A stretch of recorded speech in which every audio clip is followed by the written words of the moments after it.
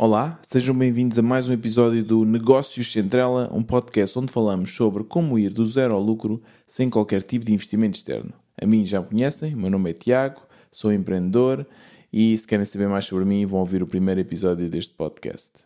Hoje o tópico é como montar uma empresa em Portugal. É um tópico que tem muito que se diga, é um tópico que me já deu muitas frustrações. Eu não sou especialista, atenção, isto não é qualquer tipo de conselhos financeiros, mas como tanto eu como o meu cofundador já passámos por muito, já passámos dias a investigar, a falar com advogados, com contabilistas, muito com o ChatGPT também, tenho aqui alguns conselhos que eu gostaria de ter sabido quando iniciamos este processo, que quero falar hoje com vocês. Por isso vamos falar sobre vários tipos de empresa que podem criar, que quando é que faz sentido começar e criar uma empresa, falar um bocadinho também sobre criar uma empresa em Portugal versus as outras opções, como na Estónia e tudo mais. E pronto, vamos tocar nestes pontos todos. Tenho aqui muitas notas, por isso vai ser um episódio em cheio. Antes de começarmos, quero-vos pedir um favorzinho, que é, se estão a ouvir este podcast no Spotify, ou no Apple, ou qualquer plataforma, podem me ajudar. Basta só fazerem scroll para cima e vão encontrar uma estrelinha. Se estiverem no Spotify, uma estrelinha, dar uma review. Clicar, enquanto estão a ouvir, façam isso, deem 5 estrelas. Ou se estiverem a ouvir isto no YouTube, é um thumbs up e um subscribe no canal. E isso ajuda muito, não só para me dar aqui motivação para continuar a criar este tipo de conteúdo, mas também para ajudar no algoritmo. Se quiserem falar comigo, eu partilho sempre o meu LinkedIn e o meu Twitter na descrição deste episódio. Qualquer dúvida, questão, é só enviar. E por acaso neste episódio já tenho 2 perguntas de ouvintes que eu partilhei no LinkedIn e esses ouvintes fizeram algumas questões que vão ser abordadas neste episódio. Por isso, muito obrigado pela ajuda, por me ajudarem a criar este conteúdo. Bem, sem mais demoras, vamos começar. Como montar uma empresa em Portugal para um negócio bootstrapped? Mais uma vez, volto a relembrar, não sou nenhum especialista, isto não é conselho financeiro, é sempre melhor vocês falarem com os contabilistas, com os experts, mas pronto, isto é a minha perspectiva, o que eu e o meu cofundador aprendemos a lançar o PodSqueeze e a criar esta empresa, esta entidade em Portugal. Outra coisa que quero aqui apontar é que isto é específico para negócio bootstrapped, ou seja, um negócio sem qualquer investimento, etc. Se estão a montar uma startup com investidores com muito dinheiro, aqui não sei se o que eu vos vou dizer se pode aplicar, porque é completamente diferente do estilo de tipo de empresa que estamos a criar aqui no Negócios Centrela. Primeira pergunta. Quando faz sentido montar uma empresa? Esta foi já uma pergunta de um dos ouvintes, do Bartolomeu. Obrigado, Bartolomeu, por esta pergunta. Quando é que faz sentido montar uma empresa? E é engraçado, porque eu, ao falar já com alguns amigos, e mesmo quando eu montei a minha empresa, eu montei a minha empresa demasiado cedo. Não falo do PodSqueeze, falo de uma empresa que eu montei antes, que foi como empresário em nome individual, foi demasiado cedo. Porquê? Na minha opinião, e esta é só a minha opinião, primeiro vocês têm que ter um negócio. Depois é que vão montar a empresa. Porque montar uma empresa, principalmente em Portugal, não é fácil. É uma grande frustração. Vai-vos tirar muito tempo. Vai-vos tirar muito tempo, vai ser muito frustrante. Vão ter de aprender uma série de conceitos que, se calhar, se isto é a vossa primeira empresa, nunca ouviram falar. E neste momento, vocês têm que se focar em montar um negócio. O que é um negócio? É algo que tenha clientes, algo que tenha um bom método de distribuição e que faça dinheiro, que faça lucro.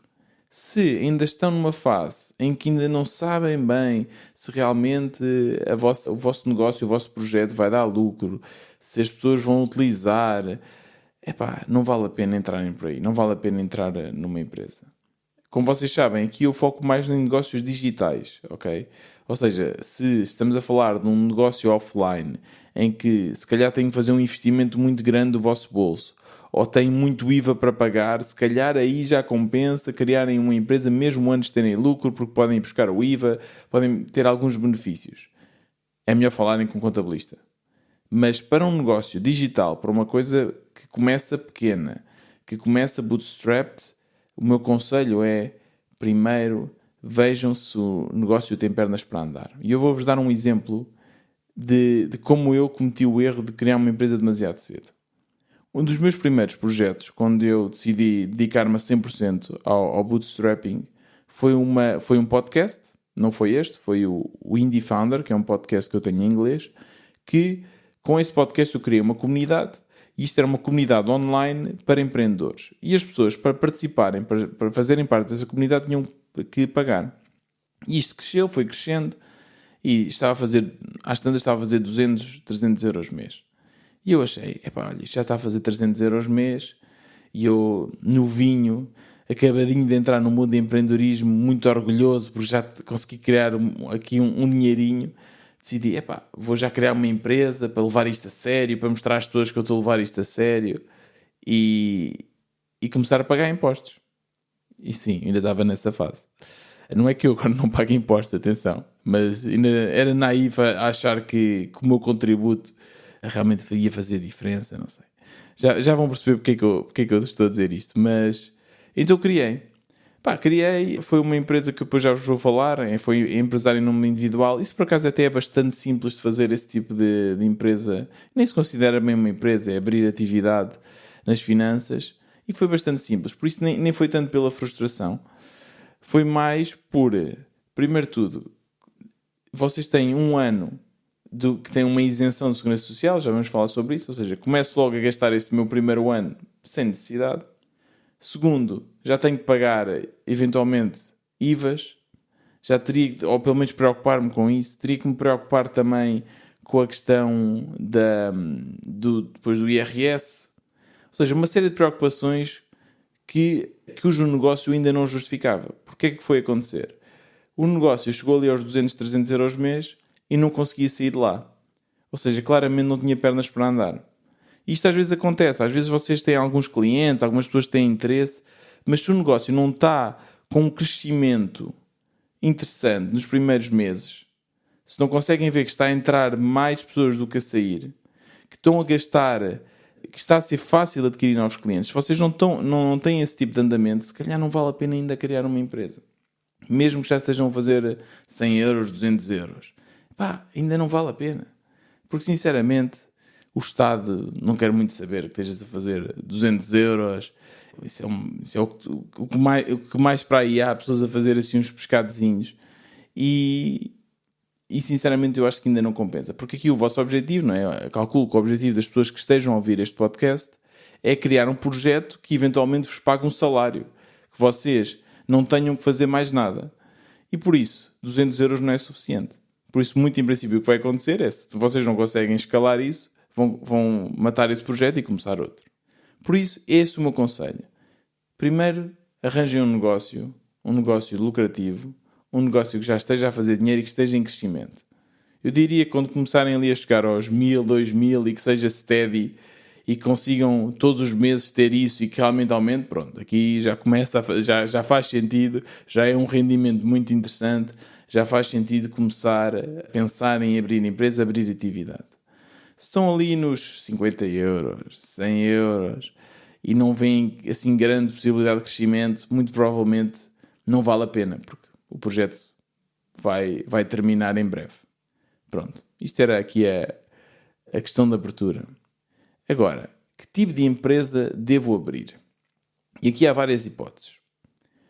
Também vai depender um bocadinho se tem cofundador ou não. Ok?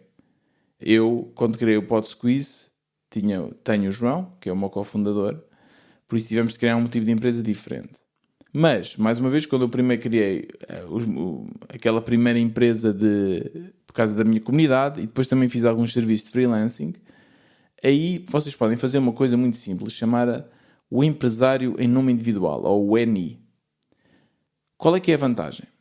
A vantagem é que é um regime simplificado. Ou seja, não precisam ter contabilidade organizada. Não precisam de pagar a um contabilista. Segundo, os rendimentos são englobados no vosso IRS. Ou seja, isto é como se estivessem a fazer, no final do ano, é como se estivessem a fazer o vosso IRS. Já fizeram o IRS derivado do emprego é exatamente a mesma coisa. Há se calhar ali duas ou três coisinhas que mudam. Eu aqui não sei precisar, mas é muito semelhante. Aquilo até quase que dá para se preencher a si próprio e tudo mais. Agora, uma questão aqui é, não há separação do património. Ou seja, o empresário responde pelas dívidas da empresa com o seu património pessoal. Eu aqui, mais uma vez, como é uma empresa bootstrap, estou a assumir que vocês não vão pedir empréstimos, não vão assumir assim dívidas, não é? Aqui o objetivo do bootstrapping, do negócio central, é como criar um negócio que comece logo a dar lucro e que não seja necessário vender um rim, não seja necessário fazer um imposto, não seja necessário nada desse género. Por isso, eu aqui não me preocupo muito, mas é importante saber isto. Depois, como é que funciona a tributação? Isto é algo interessante. Eles aqui, neste tipo de sistema, não é? Que é o sistema do NI, o empresário em nome individual, vocês não podem deduzir despesas, ok? Mas há uma percentagem do dinheiro que vocês geram ao longo do ano que o Estado assume que são despesas. E essa percentagem vai depender do CAI. O que é o CAI? O CAE. O CAI é um código associado ao vosso tipo de empresa. Se for uma empresa na área da restauração, tem um código diferente se for uma empresa na área do freelancing, serviços de freelancing digitais. A maioria de vocês que estão a ouvir isto, que estão a criar produtos digitais, vão entrar neste CAI, no CAI do freelancing, dos produtos digitais.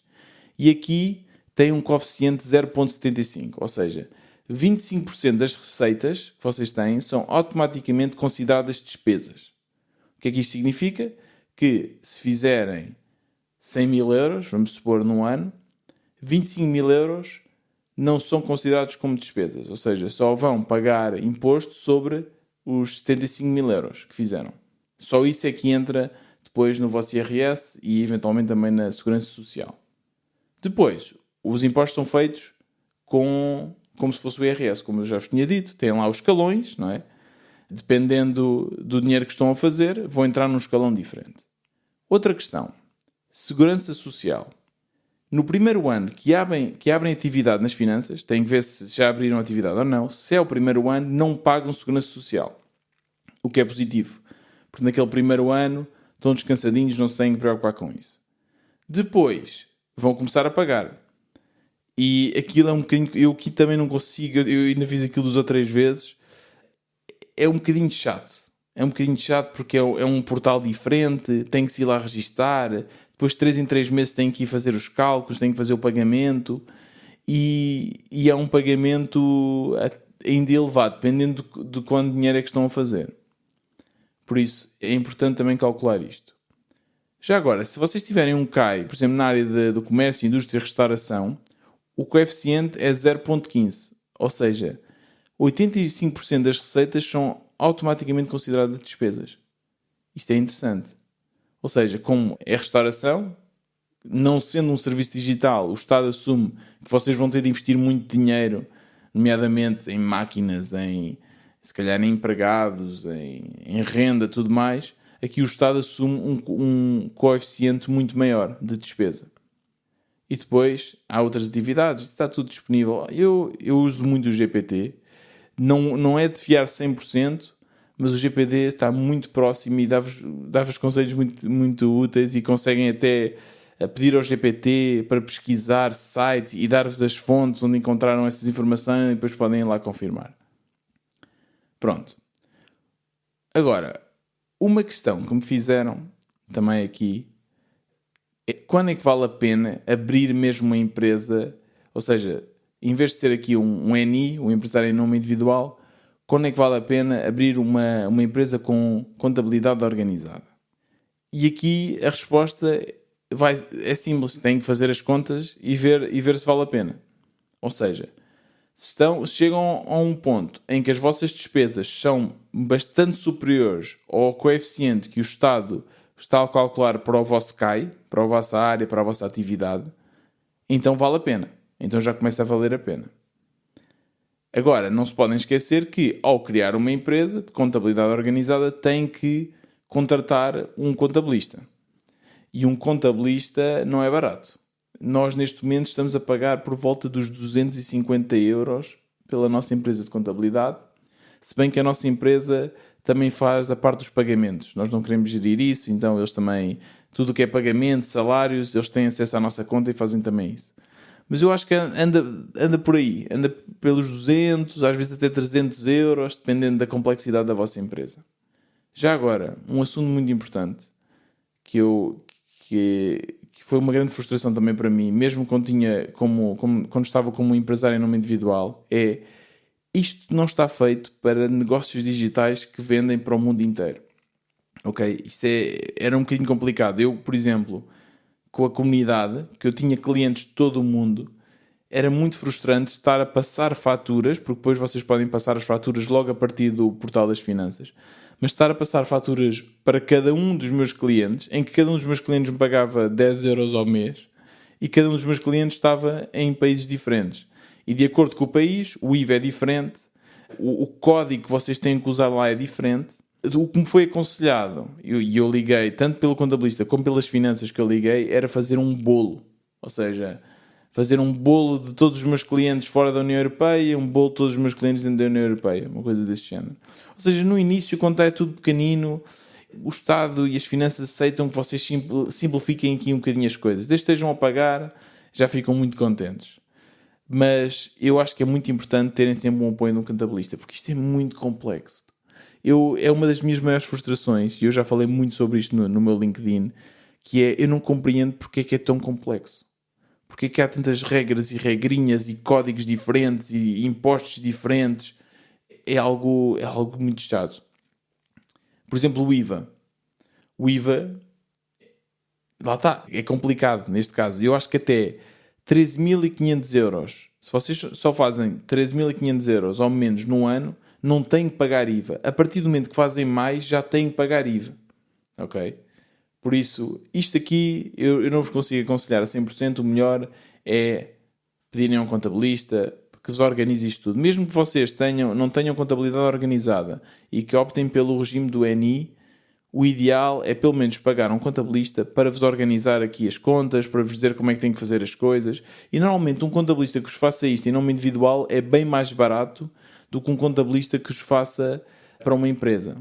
Normalmente, quando nós pagamos a um contabilista para nos fazer, eu e a minha mulher, fazer o IRS, por volta dos 50 euros. 50, se calhar no máximo 100 euros. E compensa, acreditem. Compensa porque às vezes conseguem ir buscar dinheiro aos impostos. Eu já vos conto uma história incrível que aconteceu este ano, que vocês nunca saberiam que dava para ir buscar, por isso compensa, ok? Pronto. Agora, vamos supor que vocês chegam à conclusão que realmente as vossas despesas são bem maiores que o coeficiente e que já estão a fazer um valor interessante. Eles normalmente dizem acima dos 70 mil. Acho que quando nós estivemos a olhar para isto era uma coisa deste género. Se estão a fazer mais de 70 mil ao ano, já começa a compensar fazer uma empresa. E depois aqui tem 3 hipóteses. Sociedade unipessoal, tem sociedade por cotas, sociedade unipessoal por cotas e sociedade anónima. Ok? A sociedade anónima, eu nem sei o que é que isto é mesmo para empresas grandes, tem que ter um mínimo de 5 acionistas e tem que ter um capital social de 50 mil euros. Capital social, o valor que vocês têm que colocar na empresa quando a vão abrir. Hoje em dia, para a grande parte das empresas, o capital social mínimo é de 1 euro. Porque, mais uma vez, para empresas digitais, vocês não têm que pôr muito dinheiro inicialmente. Se estão a fazer algo offline, um restaurante, tudo mais, há sempre um capital social que têm que colocar para, vamos supor, arrendar, para comprar as máquinas, tudo mais. Se for uma coisa digital, se for um freelancing, não tem capital social nenhum, então eles permitem-vos dar 1 euro. Se for uma sociedade unipessoal por cotas, unipessoal, como o próprio nome indica, só tem um único proprietário. Qual é que é aqui a vantagem? Esta aqui é limitada ao capital social investido. Ou seja, não podem ir ao vosso capital pessoal. Permite separar o património pessoal e do profissional. Nós não criámos esta empresa, nós criámos uma sociedade por cotas. Porquê? Porque somos 2. Eu e o João, cofundadores, e criámos uma empresa, portanto, LDA, uma sociedade por cotas. Mais uma vez, a responsabilidade é limitada ao valor das cotas de cada sócio, não podem vir para o nosso património pessoal. E aqui já é uma gestão mais estruturada. Ou seja, já temos de ter contabilidade organizada e temos que pagar um contabilista a fazer esse processo todo. Agora, criar esta empresa. Eu vou ser sincero, foram ali meses de intensa frustração.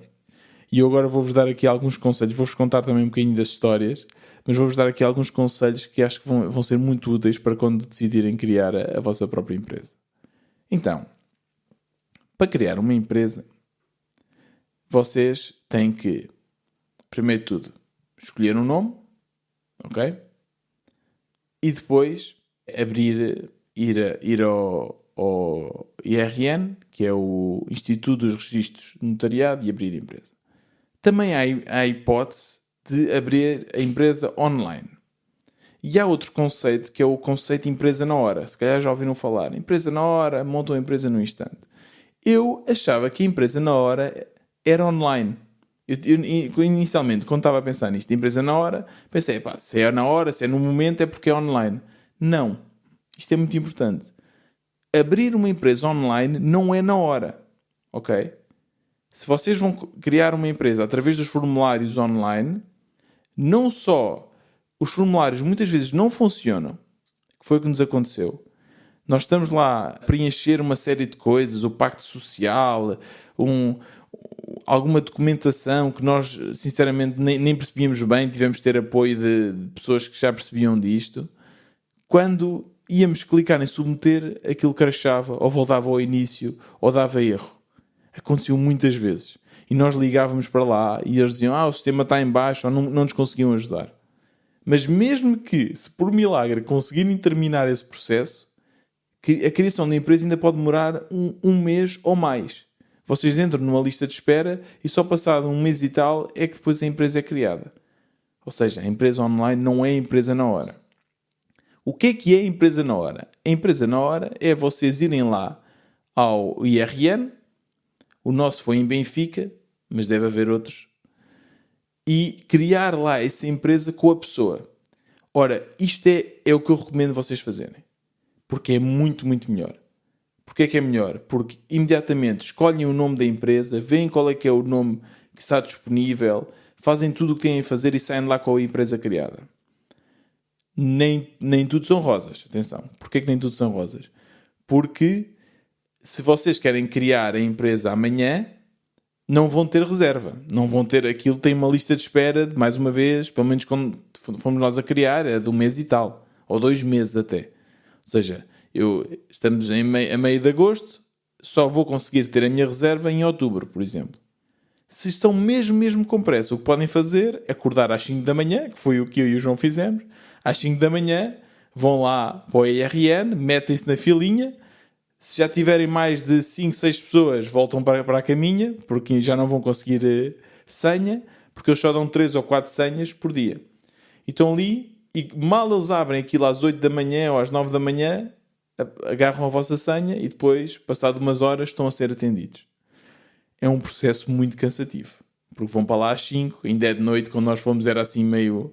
Já estava a começar o outono, já era de noite, estava fresquinho, ficámos lá fora, já estavam lá 2 pessoas, nós chegámos às 5:30 da manhã, já estavam lá 2 pessoas à nossa frente, e ficámos lá a fazer conversa, a esperar, e pronto, lá às 9 ou às 8:30 abriram as portas e lá tirámos as senhas.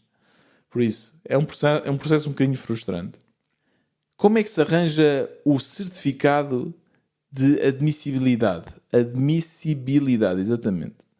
Que é basicamente o nome da vossa empresa. Isto é hilariante. Então, vocês têm 2 hipóteses.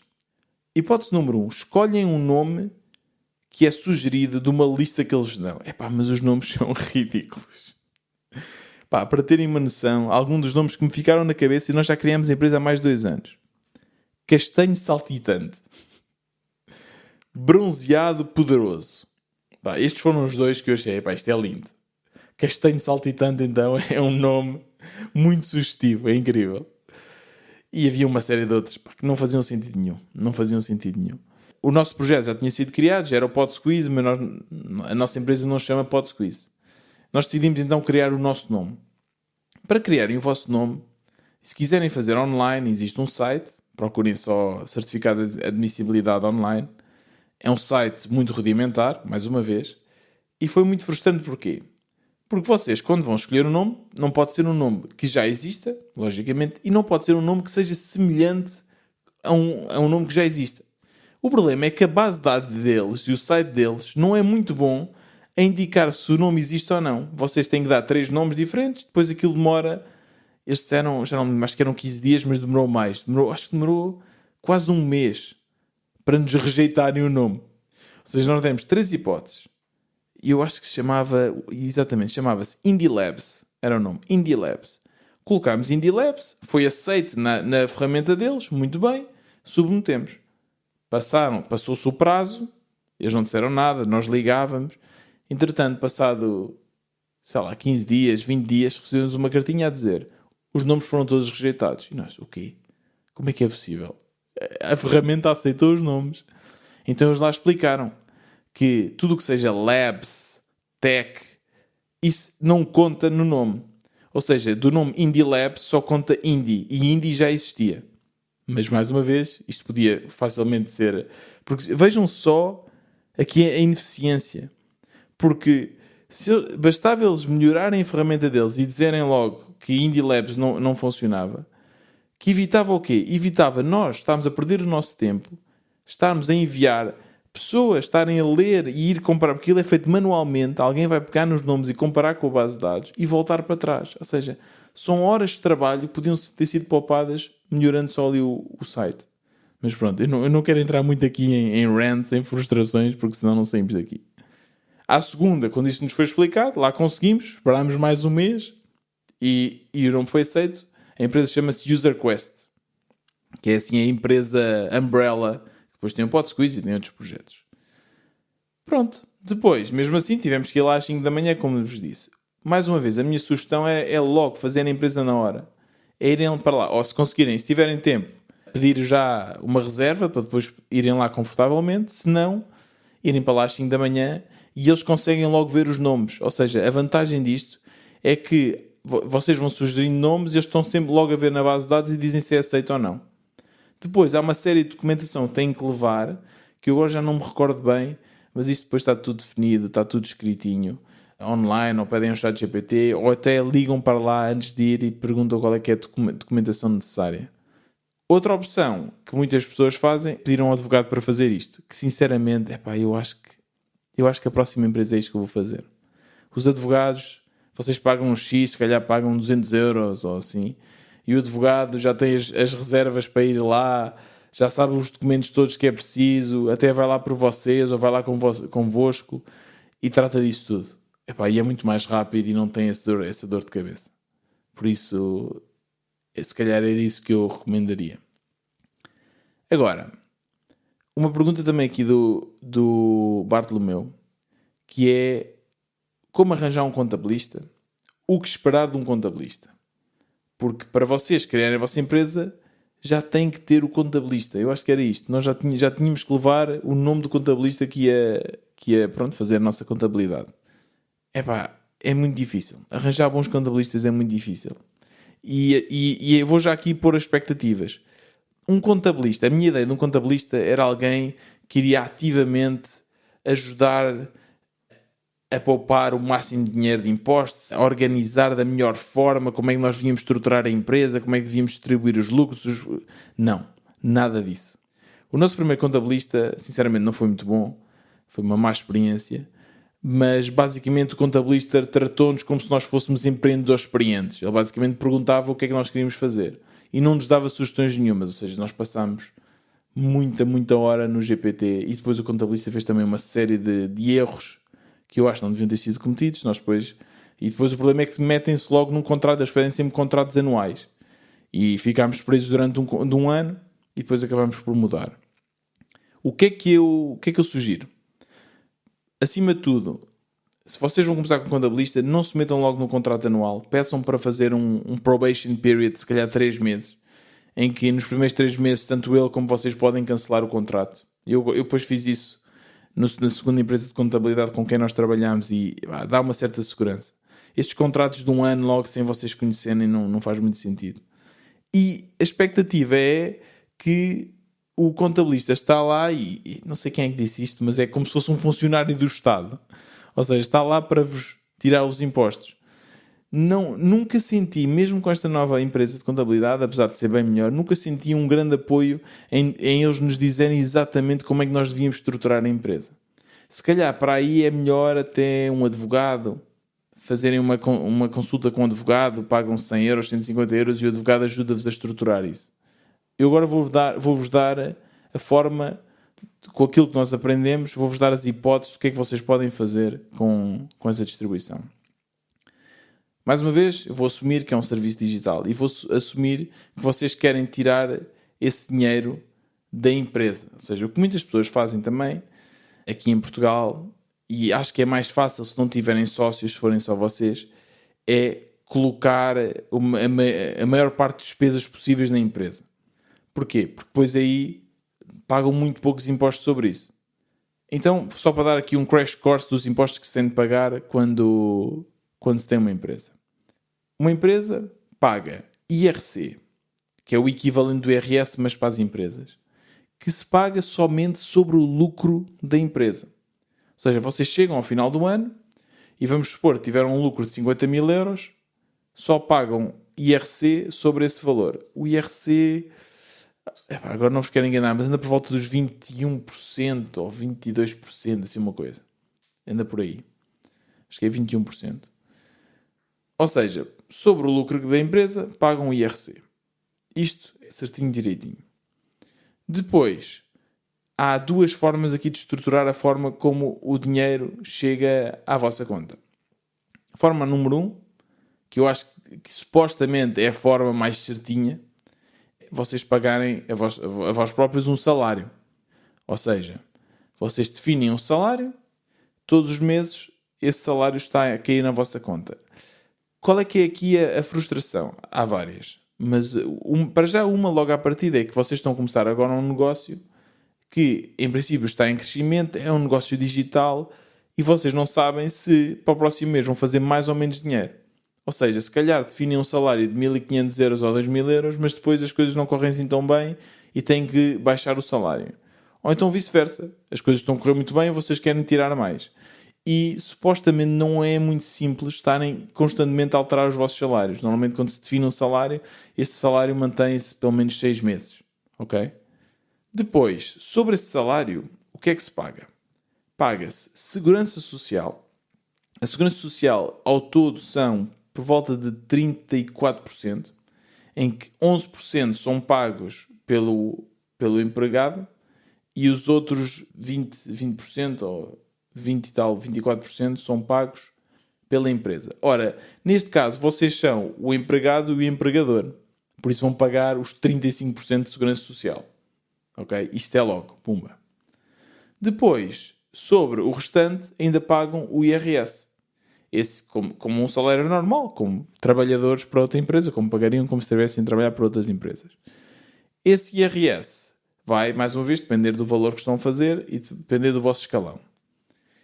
Isto, somado, não é? Se vocês contarem a Segurança Social com o IRS, pode ir até 50% dos vossos lucros. Pode ser mesmo muito. Pode ser mesmo muito. Se calhar não chega aos 50%, mas aos 45%, 40%. Que para mim já é um valor muito, muito elevado.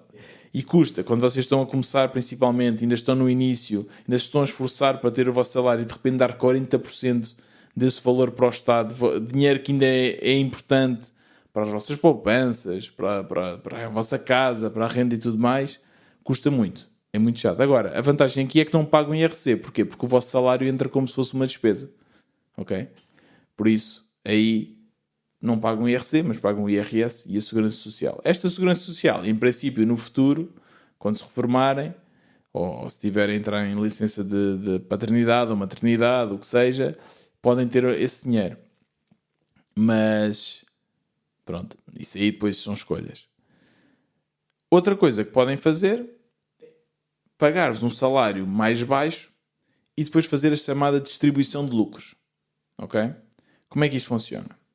Vocês optam por pagar um salário mínimo, seja, pagam os 800 euros e não tem de ser o salário mínimo. Na verdade, até pode ser um bocadinho menos, dependendo do dinheiro que estão a fazer. Podem fazer o chamado IAS, que é o salário, nem sei bem, mas é tipo 400 e tal euros. Pagam esse salário mínimo e depois o restante sai em distribuição de lucros. Vocês, sendo sócios da empresa, podem fazer a distribuição de lucros. Essa distribuição de lucros não convém ser feita todos os meses, é uma coisa que os contabilistas também não gostam muito. Por isso, o que nós fazemos é fazer a distribuição de lucros a cada 3, 4 meses. Quando temos assim o dinheiro, fazemos a distribuição. A distribuição de lucros custa 28%. Ou seja, o imposto que têm que pagar logo, há logo uma retenção de 28% desse valor. Ok? E essa retenção fica logo na conta. Os nossos contabilistas tratam logo disso, ficam logo na conta e depois paga logo ao Estado. Esses 28%. Por isso, aqui, se optarem por esta forma de fazer, pagam o salário mínimo, depois pagam o IRC, porque assim sendo vão ter despesas, que é os 21%, e depois pagam os 28% sobre a distribuição de lucros. Ou seja, mais uma vez, somando, fica nos 48, um bocadinho menos, mas fica ali nos 40 e tal por cento. Porque isto depois é um bocadinho complexo, porque não se pode somar o IRC mais a distribuição de lucros, porque a distribuição de lucros é sobre o IRC. Pronto, nem vou entrar aqui nas matemáticas, mas eu depois peço ao GPT para vos fazer isso. E mesmo assim o GPT engana-se, não é assim tão simples, que é melhor pedir mesmo ao contabilista. Mas ok, pronto, ou seja, há este balancear que têm que fazer. Agora, o que é que vocês também podem fazer? E aqui entramos na chamada zona cinzenta, que é uma zona que muitos portugueses gostam. Não é porque gostam, é porque tem que ser. Não é? É isso que eu me começo a perceber. Porque os impostos são tão altos, e eu escrevi um post no LinkedIn sobre isso, teve até muito sucesso, porque as pessoas acho que também sentem isto, que os impostos são tão altos, porque parece que já para compensar as falcatruas e que as pessoas vão andar a fugir. É muito estranho, porque de certeza que toda a gente aqui já ouviu falar dos chamados quilómetros. O que é os quilómetros?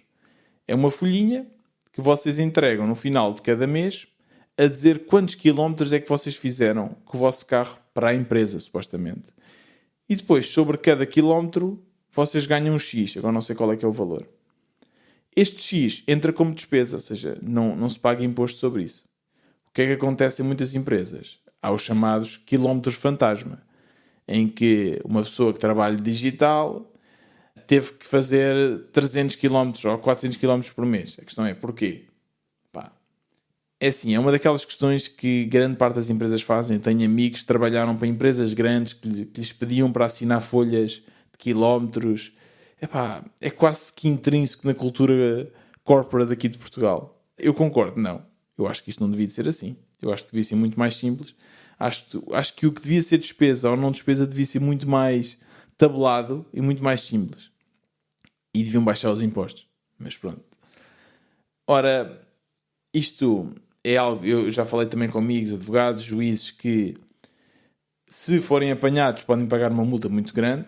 Agora, eu falei com advogados, falei com muita gente, e aqui o que normalmente as pessoas dizem é à vontade, mas não à vontadinha. Ou seja, o que é que eu quero dizer com isto? Uma coisa é vocês meterem 200 km por mês, são uma empresa digital e fica ali justificado porque tem um cliente ali, ou tem que fazer um team event, ou ir fazer um retiro mensal, o que seja. Uma coisa é fazer 200, se calhar 300 km.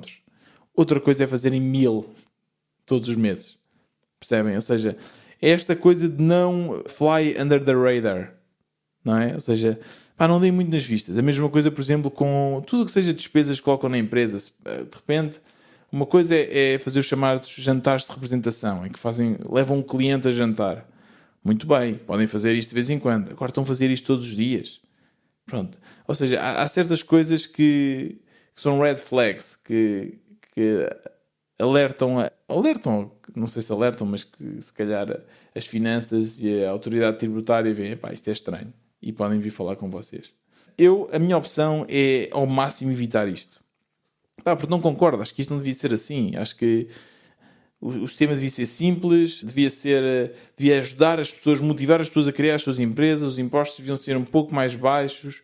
Não é que eu seja contra os impostos, atenção, mas devia ser mais baixo, devia ser muito mais facilitado, até porque nós, como empresa digital, queremos competir com o mundo inteiro, é muito difícil competir com os Estados Unidos, em que as coisas são muito mais simples lá e têm menos impostos e não têm IVAs, porque nem estou a entrar por aí, não é? Por exemplo, nós, como empresa que trabalhamos com pessoas, mais uma vez, de todo o mundo, temos de ter um IVA diferente para cada um dos países até da União Europeia. Ou seja, a França tem um, Portugal tem outro, se for a Alemanha tem outro. Pá, é muito, muito complexo. Mais uma vez, foi o contabilista que nos ajudou, isto está tudo tabelado e fizemos este processo. Depois, se quiserem e tiverem perguntas, eu depois posso entrar num outro episódio mais em detalhe sobre como é que fizemos isto, aliás, até como é que fazemos a parte de faturação, porque nós temos centenas de clientes e não podemos passar as faturas todas à mão. Isso foi tudo. Nós usamos um software que é o Moloni, que tem uma API, e fizemos esse processo assim. Uma coisa que podem fazer, que também é interessante, é o cartão refeição. Isso está na lei e acho que nem está. E eu agora que me lembro disso, eu acho que era uma daquelas coisas que nem está escrito. Mas toda a gente faz e que é aceito pelo Estado. Ou seja, existem benefícios, tanto isto dos quilómetros e tudo mais, que eu procurava leis, procurava para ver como é que isto estava definido e não existe. Não existe isso definido. É tudo muito, muito por alto. É um bocado estranho. Mas o cartão de refeição é porreiro. Ou seja, o cartão de refeição permite-vos pagar até agora, perto de 10 euros por dia. E nós usamos uma empresa chamada Coverflex, uma empresa muito porreira, dá para fazer tudo online. Aquilo dá-vos um cartãozinho que depois nós contabilistas todos os meses carregam com 200 euros e depois nós usamos aquilo e podem usar aquilo, tudo o que é Continente, Pingo Doce, podem usar também no Uber, para encomendar comida em restaurantes e tudo mais. Por isso, nacional, fora não dá, mas nacional dá. E nós, ou seja, são mais 200 euros que nós conseguimos tirar, ou seja, para além do salário mínimo, ainda tiram mais estes 200 euros e é valor que não entra mais uma vez, não entra no IRC. Agora, e isso aqui é que é engraçado. Pronto, agora vocês decidem como é que querem fazer, falam com o vosso contabilista. Mas o que é engraçado aqui? O que é engraçado? É engraçado que existem formas de pagar menos impostos com certos apoios. Há muitos apoios aqui em Portugal. Só que o problema é que são muito complexos. Aliás, existem empresas só dedicadas a ajudar-vos a candidatarem-se a apoios europeus, a bolsas, uma série de coisas. E há aqui algumas coisas que vocês podem fazer. Primeiro de tudo, se a vossa empresa se qualifica como PME, ou seja, uma pequena e média empresa, os primeiros 50 mil que vocês geram com a vossa empresa pagam um valor reduzido de IRC. Acho que é 15%, em vez de 20 e tal por cento. Ou seja, sobre os primeiros 50 mil é só 15%. Para vocês se habilitarem como PME é muito simples. Acho que agora vocês depois têm que pesquisar como habilitar como PME, mas é só fazer um registrozinho, um formulário e são aceitos como PME, sendo uma empresa pequena, e têm essa benesse. Outra benesse, regime startup. O regime startup já é uma aplicação um bocadinho mais difícil. Foi uma amiga nossa advogada que até nos ajudou, mas é porreiro, porque este regime já vos baixa o IRC total, se não me engano, para 12,5%. Ou seja, já há uma grande redução do IRC se qualificarem para regime de startup. E acho que é uma coisa simples de fazer. Ou seja, é simples que sejam aceites. A candidatura em si não é assim tão simples quanto isso, mas serem aceitos não é assim muito difícil. Depois existe uma série de outras candidaturas, outros apoios. Nós tentámos candidatar-nos a apoios de research para ver se recebíamos uma parte do dinheiro de volta. Nunca recebemos a resposta. Ou seja, nós ainda estamos à espera. Supostamente o prazo teria sido em outubro de 2024, vejam bem, e não recebemos nada. Só ainda estamos à espera disso. Ou seja, existem estas coisinhas que depois vos ajuda a reduzir os impostos. Mais uma que foi brilhante, que nós descobrimos este ano, incrível, que é fazer o englobamento da distribuição de lucros. Ora, como é que isto funciona? Como eu vos tinha dito, a distribuição de lucros são 28%. E isto está certo. Distribuem os lucros, 28% são logo retidos na fonte. E são dados depois ao Estado. Agora, quando vocês chegam e vão fazer o vosso o IRS, aliás, vocês podem englobar no IRS a vossa distribuição de lucros. E depois entra tudo como IRS. Ora, como vocês pagaram a vós próprios o ordenado mínimo, e se essa distribuição de lucros não for um valor por ali além, pode compensar englobar, até porque quando englobam, só é contabilizado 50% do dinheiro que foi distribuído. Sei, isto é um bocadinho complexo. Pá, mais uma vez, é o que eu vos digo, camadas sobre camadas de complexidade.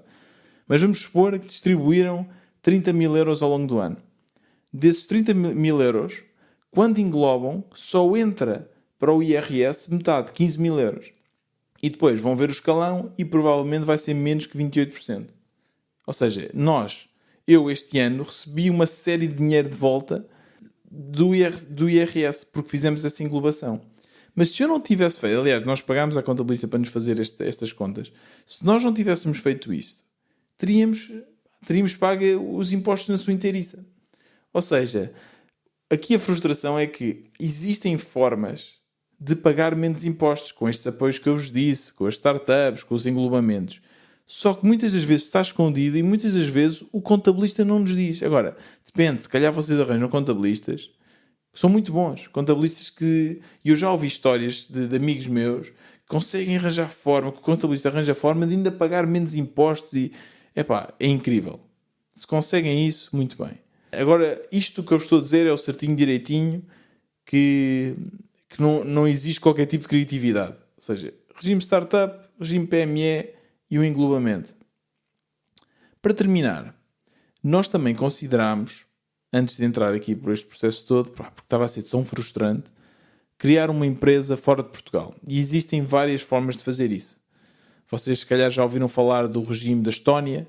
Conseguem criar uma empresa online sem nunca irem à Estónia. Ou, por exemplo, também podem fazer o mesmo, mas com empresas nos Estados Unidos. Acho que é Delaware. Não vos quero estar a enganar, mas é algo desse género.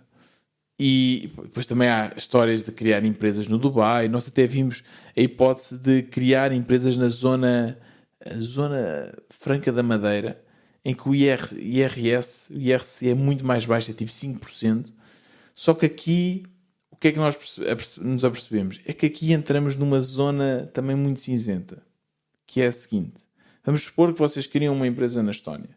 Tudo online, a vossa empresa fica lá na Estónia e tem uma série de benefícios. Também têm que pagar impostos, mas é menos e podem usar a empresa para mais despesas. Eu não vos quero estar a enganar, mas há certos benefícios que podem fazer. Acho que se calhar não tinha. Acho que o benefício neste caso era não pagarem IRC, ou seja, só pagavam quando tiravam o dinheiro da empresa. Mas se não tirarem o dinheiro da empresa, ela pode ficar lá, até podem pôr em ETFs, em stocks e não pagam dinheiro, uma coisa desse género. Agora, na lei portuguesa, existe uma coisa chamada a gestão efetiva, que é em que país é que estão os gestores, a equipa de gestão da empresa. Se a equipa de gestão da empresa está em Portugal, então tem que pagar IRC em Portugal, mesmo que a empresa esteja na Estónia. Agora, será que vão ser apanhados? Muito provavelmente não. Principalmente se for uma empresa pequenina. Acho eu. Lá está, é aquele à vontade, mas não à vontadinha. Estar na zona cinzenta. Eu conheço pessoas que têm empresas na Estónia e estão completamente à vontade. Agora, nós não queríamos andar com este stress, porque aquilo pode ir até aos últimos 5 anos. Nós não queríamos estar com este stress, depois eventualmente as finanças virem ter connosco e digam, olha, paguem o IRC dos últimos 5 anos. É assim, mais uma vez, o melhor é falarem com o contabilista, nós falámos com o advogado, falámos com isto tudo, depois optámos por isto, porque não nos queríamos estar a chatear. Mas há quem faça isto. Agora, eu tenho amigos, por exemplo, estrangeiros que vivem em Portugal e que têm uma empresa fora nos Estados Unidos. Para eles é mais fácil porquê? Porque são estrangeiros, não são portugueses. Não sendo portugueses, eles depois também vão ao seu país de origem e tudo mais, podem argumentar que a gestão efetiva não está a 100% em Portugal, porque andam sempre de um lado para o outro. E aí, se calhar, tem um poder argumentativo melhor. Por isso, pronto. Foi por isso que nós decidimos basicamente fazer aqui a empresa em Portugal. Muitas vezes arrependo, muitas vezes penso, isto é uma grande chatice. Principalmente quando realmente sinto que podia estar a fazer mais e tenho que dar este dinheiro todo ao Estado. Mas depois há estas pequenas coisinhas, estas pequenas nuances, estes pequenos truques uma pessoa vai aprendendo que vos ajuda bastante a reduzir esta carga fiscal. Agora, para uma pequena reflexão, eu não sou contra os impostos. Eu acho que os impostos são muito importantes.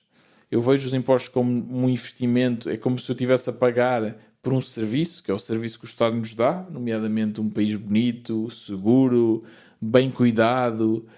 Ou seja, eu não me arrependo. Agora, o que é que eu sinto que é injusto? Sinto que é injusto cobrarem tanto às pequenas e médias empresas, às bootstrapped companies, porque não lhes permite levantar voo. Se calhar devia haver um regime, até como existe no IRS, com escalões também para as empresas. Outra coisa que é chata é que as empresas com muito dinheiro, com dinheiro para pagar a grandes advogados, arranjam forma de pagar menos impostos que pagam uma PME. E isto é muito injusto. Isto para mim não faz sentido nenhum. Eu acho que nós devíamos de apoiar os pequenos e médios empresários e não os super ricos só porque, não é, porque o podem fazer. Ou seja, o que é verdade, o que eu noto muito é que quanto mais rico tu és, mais fácil é tu fazeres dinheiro. Isto não é só em Portugal, isto é em todo o mundo. E nos Estados Unidos também se nota muito isso.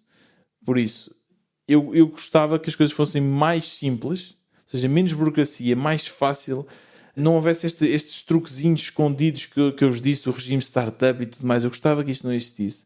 Fosse uma coisa simples, fácil de qualquer um calcular os seus impostos e pronto.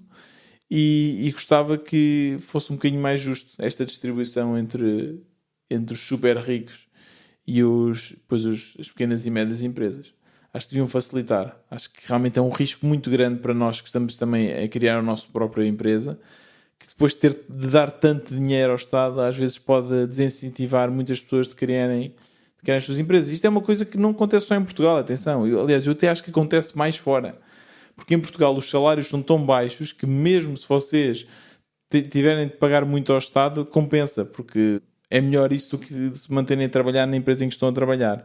Mas, por exemplo, na Alemanha, eu quando trabalhei lá e quando vivi lá, eram salários altíssimos, com uma qualidade de vida tão boa, que não compensa ser empreendedor, sinceramente. Não compensa. Serem empreendedores, pois vão pagar impostos tão altos, têm um risco muito maior, recebem menos ao final do dia, não compensa. Por isso, acho que realmente estamos numa fase em que a Europa, para ganhar competitividade, tem que ser... as coisas têm que mudar e têm de ser um bocadinho mais simples e têm que incentivar mais o empreendedorismo. Mas pronto, esta é aqui a minha opinião pessoal sobre isto. Eu espero que isto tenha sido útil. Eu espero também que não tenha amassado muito, não tenha sido confuso. Mas se tiverem alguma pergunta, mais uma vez é só enviarem para o Twitter ou para o LinkedIn uma mensagem, um post, o que seja, e eu tento depois abordar isso nos próximos tópicos. Muito obrigado ao Bartolomeu e à Bruna por terem lançado as questões no LinkedIn que eu depois tentei responder aqui. E mais uma vez, se estão a ouvir este episódio pela primeira vez e ainda nunca ouviram o Negócios Sem Trela, há outros episódios, este é o episódio 6. No episódio passado falámos sobre como lançar um produto com sucesso. Também já falámos no episódio 4 como criar a primeira versão do vosso produto, um MVP. Ou seja, há muitos, isto é quase como um pequeno cursozinho de como lançar uma empresa e ir do zero ao lucro. E o meu objetivo é também vos motivar aqui a criarem e a seguir os vossos sonhos. E pronto, é assim, termina aqui o episódio. Mais uma vez, se puderem dar uma review, clicar no follow. Se estiverem no Spotify, clicar no seguir, no follow, para serem notificados quando há um novo episódio. De qualquer das formas, há um episódio novo todas as quartas-feiras. Por isso, na próxima quarta-feira, cá estaremos a falar sobre bootstrapping, a falar sobre empreendedorismo. Até lá, tenham o resto de uma boa semana.